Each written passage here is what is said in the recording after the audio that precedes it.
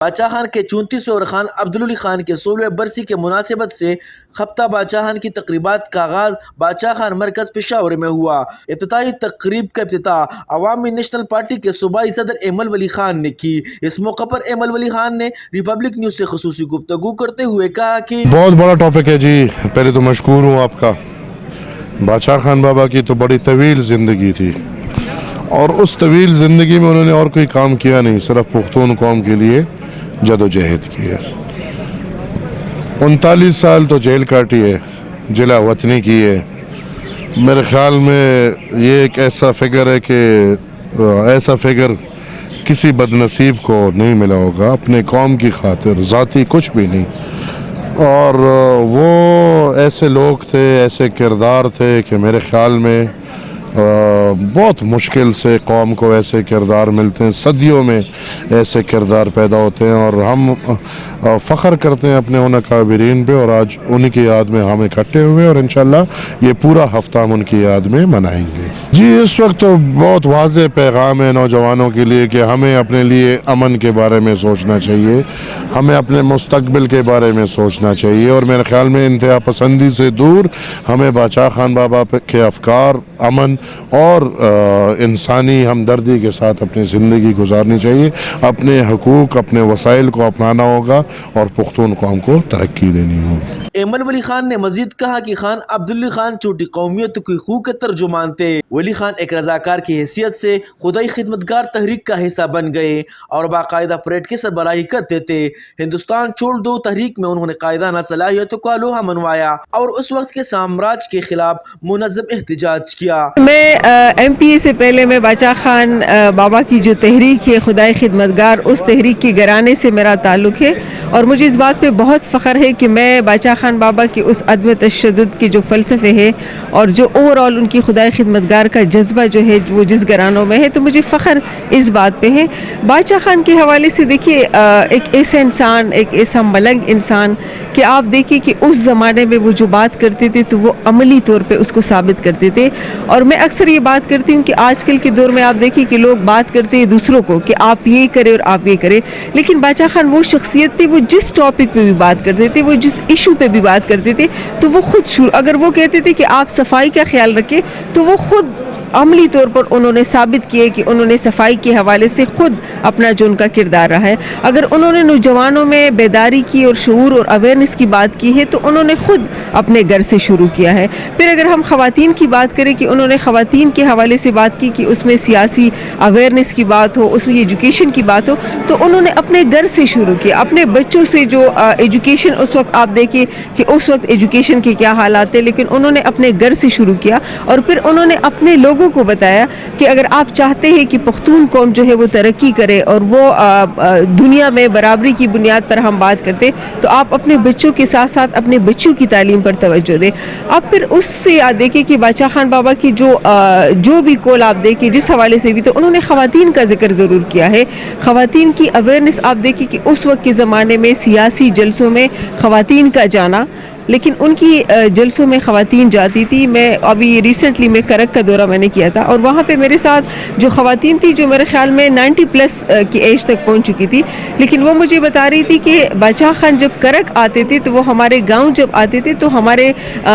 والد صاحب جو ہے وہ ہم کو لے کے جاتے تھے اور باچا خان کی باتیں ہم سنتے تھے، تو وہ ہمیں وہ سارے باتیں کرتے تھے کہ باچا خان نے ہمیں یہ کہا تھا، باچا خان نے۔ آج کل کے دور میں آپ دیکھیں کہ وہ باتیں جو آج لوگ یاد کرتے ہیں، تو میں یہ سمجھتی ہوں کہ ہم آج کے دن کا مقصد یہ تھا کہ ہم نوجوانوں کو یہ بتا سکے، ہم خواتین کو یہ بتا سکے، ہم اپنے پختون قوم کو یہ بتا سکے کہ وہ واحد ایک ایسا انسان تھا جنہوں نے اس پختون قوم کو جو اویئرنیس کی بات اور اپنے وسائل پہ اپنے اختیار کی بات، آپ دیکھیں کہ یہ بھی ہم خوش قسمت تھے کہ 2008 میں جب حکومت ملی تو جہاد کے ساتھ ساتھ ہم نے اسفند یار خان کو یہ کریڈٹ جاتا ہے کہ ہم نے 18ویں ترمیم کی جو بات ہوئی تھی، خپل اختیار کی بات کی تھی کہ ہمارے وسائل پہ ہمارے اختیار کیوں نہیں ہے، ہم ہم کسی دوسرے سے وسائل کی بھیک نہیں مانگتے، لیکن ہمیں اپنے وسائل کیوں نہیں دیے جا رہے؟ تو 18ویں ترمیم کا جو کریڈٹ ہے، پختونخوا شناخت، آپ یہ بھی دیکھیں کہ ہم کہیں بھی جاتے تھے تو ہمارا نام نہیں ہوتا تھا، تو یہ پختونخوا کا جو نام ہے، تو یہ وہ تمام چیزیں ہیں کہ اس دور میں ہم اپنے نوجوانوں کو جو ہماری ریٹن چیزیں ہیں وہ تو ہے، لیکن اس طریقے سے سیمینار کرے ایجوکیشن انسٹیٹیوشن میں، اوور آل باچا خان ایجوکیشن میں جو پشتو ہے اس کو پروموٹ کرنا، آپ کی جو مادری زبان ہے، تو یہ ساری چیزیں جو ہے ہمیں باچا خان بابا نے ایک تحریک شروع کیا تھا، وہ تحریک آپ کو پتہ ہے ایک بہت بڑی سیاسی قوت بن گئی، تو ہم سارے جو ہے وہ پیروکار ہے۔ اور پھر عدم تشدد کی میں بات کروں کہ آج کے دور میں آپ دیکھیں کہ پختونخوا ایک فرنٹ لائن صوبہ تھا، عدم تشدد کے ابھی جتنا ضرورت ہے، اب اس وقت ہم جب بات کرتے ہیں تو ساری دنیا کہتی ہے جی ہمیں عدم تشدد، ہمیں مذاکرات، ہمیں امن کی بات کرنی، یہ وہ باتیں ہیں جو باچا خان نے اس وقت کی تھی۔ تو میرے خیال میں ایسے لوگ تو مشکل ہے کہ ہم جیسے لوگوں کو ملے، تو ہم خوش قسمت ہیں کہ ہمیں اللہ تعالیٰ نے ایسے لوگ دیے تھے اور ہم فخر کرتے ہیں۔ فخر افغان باچا خان اور خان عبدالعلی خان دونوں کا ویک ہے ان کے برسوں کے حوالے سے۔ 20 جنوری کو خان عبدالولی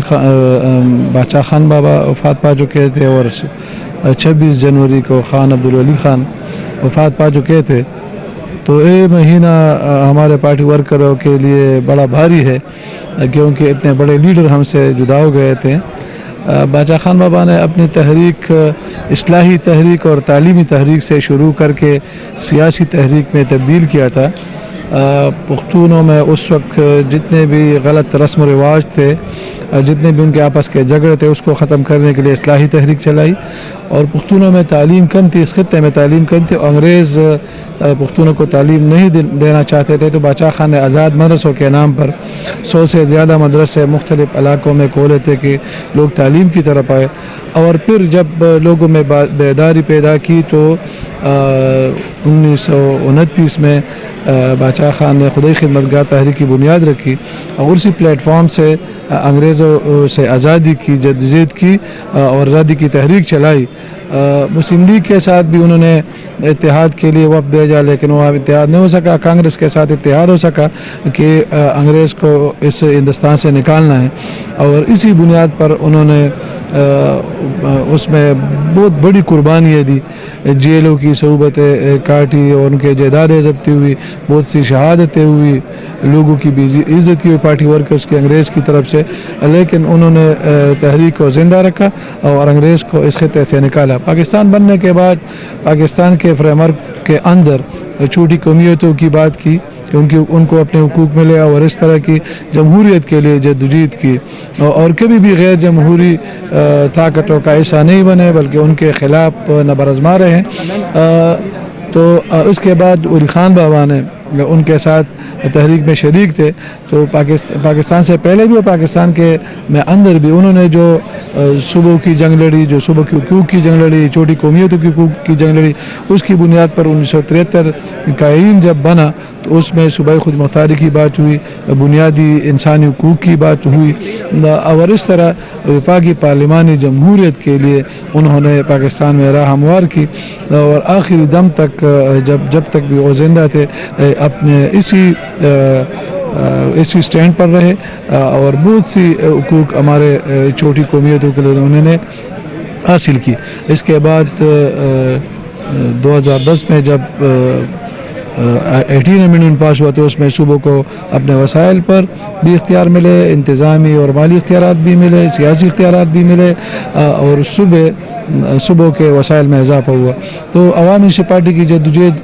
اس ملک میں جمہوریت کے لیے ہے، سماجی برابری، سماجی انصاف کے لیے ہے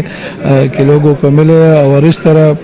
اس ملک کی ترقی اور خوشحالی کے لیے، اور اس ملک کے اندر جو بھی مظلوم طبقات ہے، جو بھی پسے ہوئے لوگ ہیں، ان کے حقوق کی جنگ لڑی ہے۔ تقریب سے مقررین کا کہنا تھا کہ ہم اس ملک میں امن، ترقی، جمہوریت کی بالادستی اور قومی حقوق کے جنگ سے 1 انچ بھی پیچھے نہیں ہٹیں گے۔ کیمرہ مین اختر منیر کے ساتھ نصر اللہ حسرت، ریپبلک نیوز، پشاور۔